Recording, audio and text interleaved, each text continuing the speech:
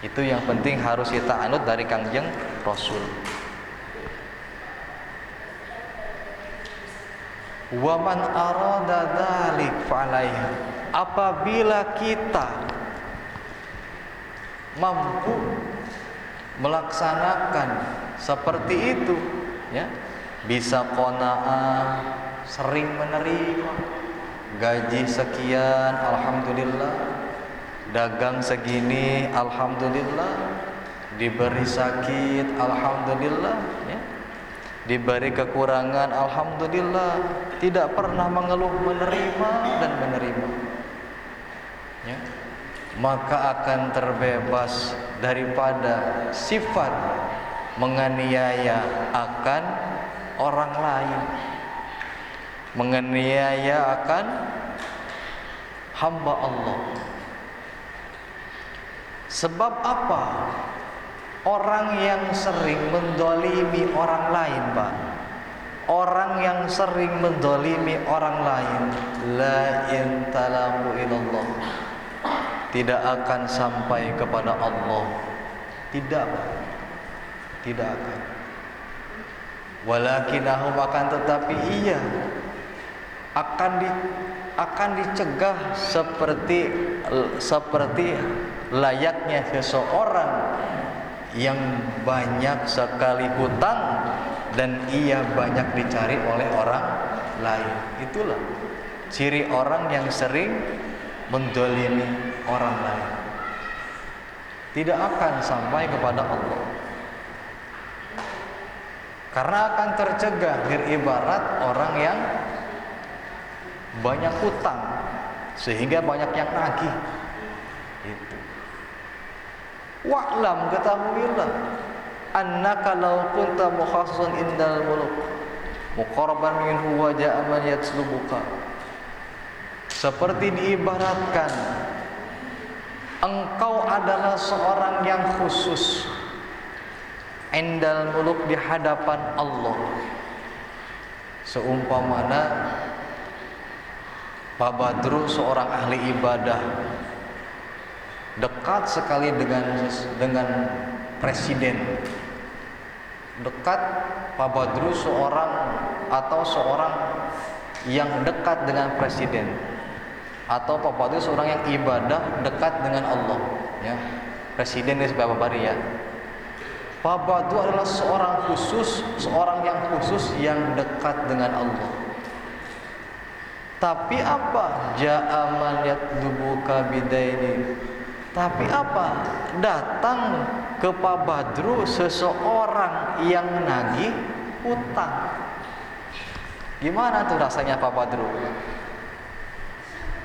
Pak Badru seorang yang dekat presiden, dekat sekali dengan presiden, datang tuh seseorang ke Pak Badru. Badru, kamu punya hutang saya. Kira-kira bagaimana keadaan Pak Badru? Doikun, rupak Pak, pasti rupak pasti. Walau kana qadran yasir, meskipun hutangnya sedikit, pasti Pak Badru rupak. Malu iya, ya, gak enak iya. Waduh, saya dekat dengan presiden kok saya ditagih utang. Emang Pak Badru punya hutang? Rupak pasti. Lah, pakai pabika idadatil yaumil qiyamah, bagaimana keadaan engkau ketika kelak di yaumil qiyamah? Kita sudah mau masuk surga, tapi banyak orang berbondong-bondong datang lagi utang. Lantaran apa?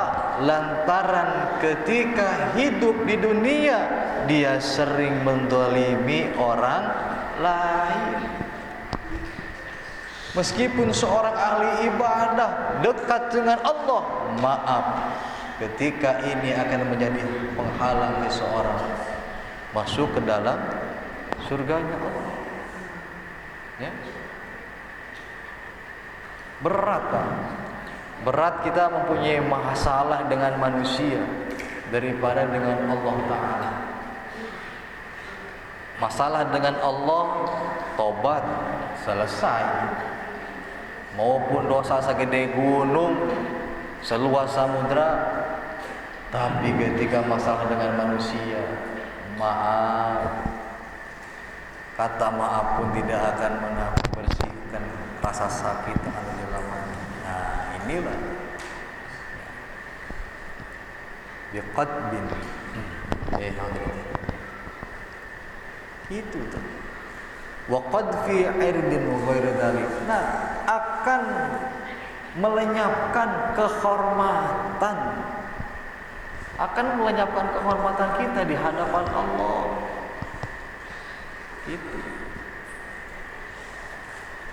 Itu semua diakibat musabul haqq man muhaqqatuhu dunuba wa syahwat hatta ja'alahu ka'asubah. Semua itu diakibatkan karena nyata seseorang itu melakukan dosa dan sering mengumbar akan syahwat. Karena syahwat itu ibarat ini, Pak. Nih, wadah. Ini syahwat, wadah yang berisi dengan kotoran. Syahwat itu. Syahwat. Dan kotoran yang paling bahaya yakni kotoran hati para jamaah. Ini kotoran yang paling berbahaya. Makanya kalau kita tarik lagi peristiwa Isra Mi'raj, ada hadis yang menyebutkan bahwa Nabi itu dibelah dadanya, bawah dada sampai perut, dan dibersihkan dan dimasukkan hikmah. Itu Kangjeng Rasul yang pangkatnya Rasul, yang maksum pun ketika akan menghadap Allah dibersihkan dulu, Pak, dalaman hati, qalbu. Nah, sama halnya kita selaku umat Kangjeng Rasul, ketika hendak melaksanakan sholat, seyogianya kita bersihkan dulu hati kita dari penyakit-penyakit hati. Apa diantaranya? Hasud, takabur, riya. Hasud ini penyakit yang sangat bahaya, Pak. Kenapa dibilang bahaya? Wong dia itu enggak senang melihat orang lain bahagia. Apa enggak bahaya itu, Pak?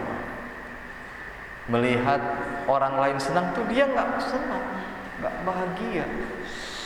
Tapi sebaliknya ketika melihat orang lain susah, woi, dia merasa bahagia. Masya Allah, itu bahaya sekali. Hasud, dengki.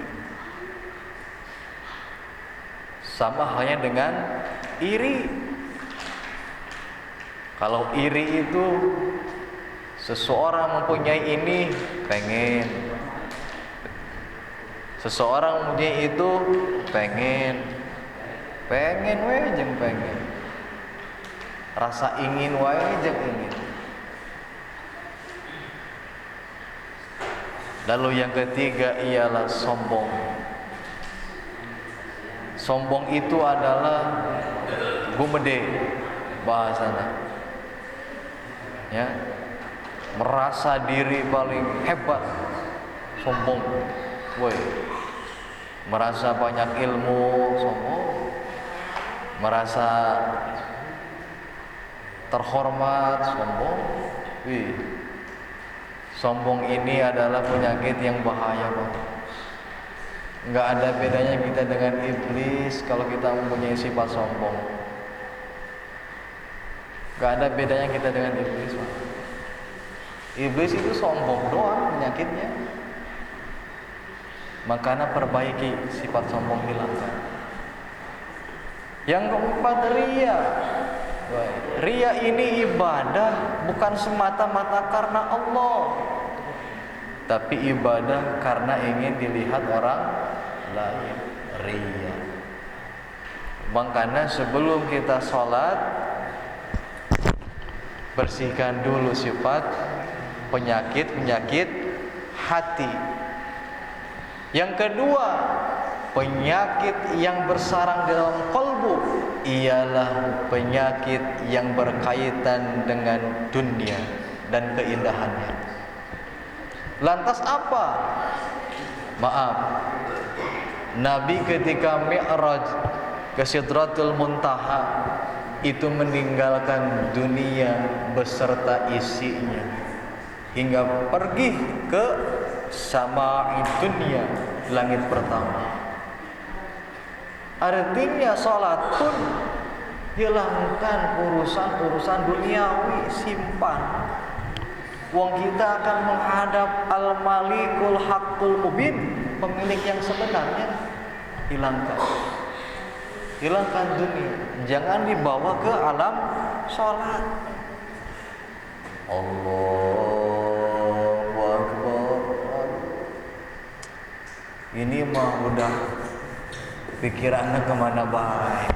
Ini udah hilangkan. Yakinlah kita sedang menghadap Allah Subhanahu wa ta'ala. Ya, gitu para jemaah. Jadi syahwat itu kalau diibaratkan seperti WC. Seperti WC. Syahwat.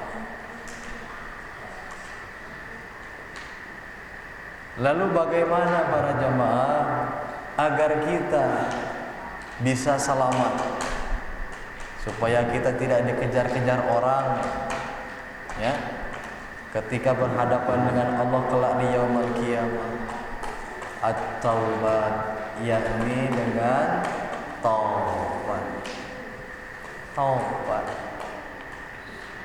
Taubat kepada Allah dan seringlah meminta maaf kepada manusia. Tobat ini sebenarnya susah-susah gampang. Susahnya apa?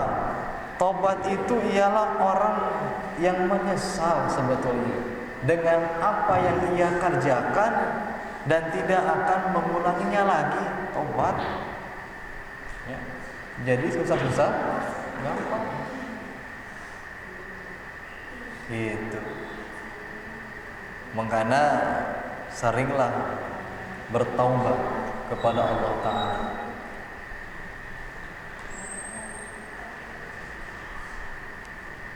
Para jamaah yang dirahmati Allah, itulah sekelumit tentang bagaimana kita mengikuti Kangjeng Rasul.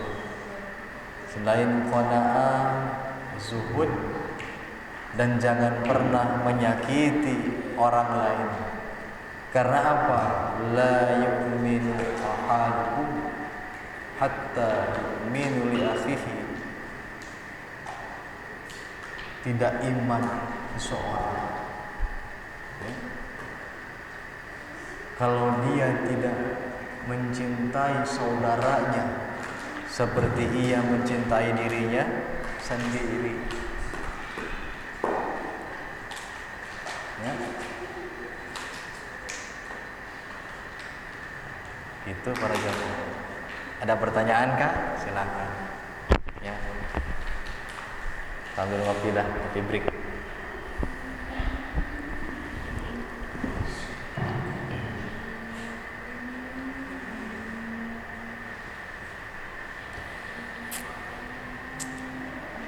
Aduh.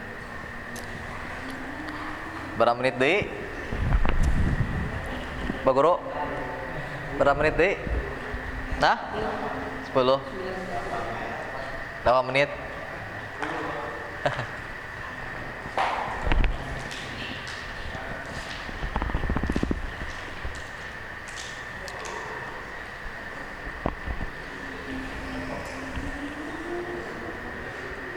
Allahumma salli wa sallim wa barik ala sayyidina Muhammadin bil awwalin wal akhirin wa sallim radhiyallahu ta'ala an kulli sadatin ashabi Rasulillah ajma'in. Alhamdulillahi rabbil alamin hamdan yuwafi ni'amahu wa yukafi mazidah. Ya Rabbana lakal hamdu kama yanbaghi li jalali wajhikal karim wa li'azimi sultanik. Allahumma salli ala sayyidina Muhammad wa ala ali sayyidina Muhammad. Allahumma ighfir lana dhunubana wa liwalidina wa limasaikhina warhamhum kama rabbawna shaghara. Allahumma inna nas'aluka al-huda wa tuqa wal afafa wal ghina. Allahumma inna nas'aluka ridhaka wal jannah wa na'udzu bika min sakhatika wan nar. Allahumma ya Ghani ya Hamid ya Mubdi ya Mu'id ya Rahim ya Wadud ya Fa'alu liman yurid. Aghnina bil halalika an haramika wa anfina bi fadlika amman siwaka. Allahumma aftah alaina babal khair wa babal barakah wa babal ni'mat wa babal rizki wa babal quwwati wa babal sihhati wa babal salamati wa babal jannah. Allahumma afina min kulli bala'i dunya wa adzabil akhirah wasrifna bi haqqil Qur'anil azim wa nabiyyikal karim sallallahu dunya wa sallallahu akhirah. Ghafarallahu lana wa lakum bi rahmatika fi ibadihi salihin. Rabbana hab lana min azwajina wa dhurriyyatina qurrata a'yunina waj'alna lil muttaqina imama. Allahumma barik lana fi Rajab wa Sha'ban wa ballighna Ramadana waghfir lana dhunubana. Rabbana atina fid dunya hasanah wa fil akhirati hasanah wa qina adzaban nar. Bifadli subhana rabbika rabbil izzati amma yasifun wa salamun ala mursalin walhamdulillahi rabbil alamin.